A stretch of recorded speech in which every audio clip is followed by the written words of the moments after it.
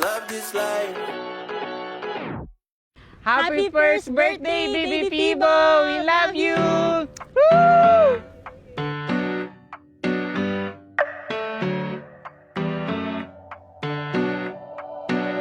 Under the stars, I see everything Baby that Fibo, ang meant message lang ni Mami is sana lumaki kang healthy, masaya.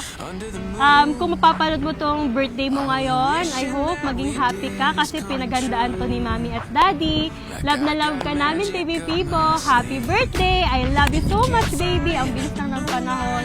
Medyo nakakaiyak pero sobrang happy namin ni Daddy kasi lumaki kang healthy at saka masayahin ka. You got me dancing with no shoes tonight, out here in the street, taking chances like we're kids tonight, like we're 17.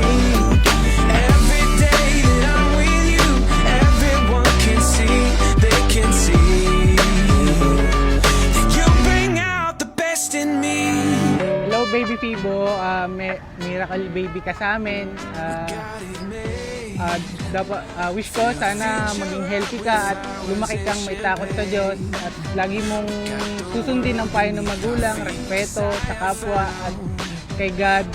Nandito lang kami palagi para gabayan at alalayan ka. I love you so much. Mahal na mahal ka namin.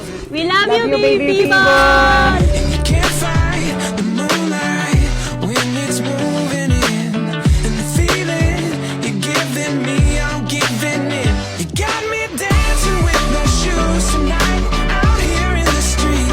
Actually po, kaya Fibo yung name kasi yung nickname niya lagi sa work niya, Fibonacci. Pero, ewan ko ba? Dahil Tagalog tayo, Pinoy, ginawa kong, imbis na Fibonacci, yung mathematician, ginawa kong Fibonacci. Kasi Pinoy Fibonacci. Kaya sobrang unique ng name mo, anak. Saka, ang daming nagagandahan. walang kaparehas yung pangalan niya.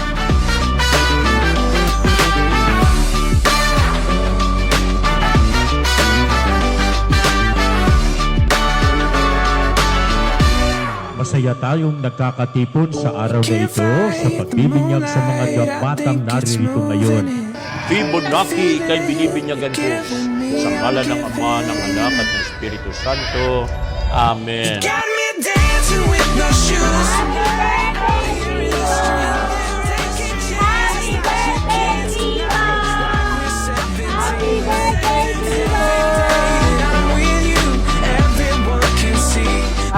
Sa akin, masaya ako pag nakikita ko si Fibong maligalig siya. Lagi siyang naka-smile pag nakakita siya ng mga bagong tao, bagong mukha. Naka-smile siya palagi. Sweet po siya, pero minsan po nangingilala. Pero sobrang bait siya pong bata, saka masayain talaga.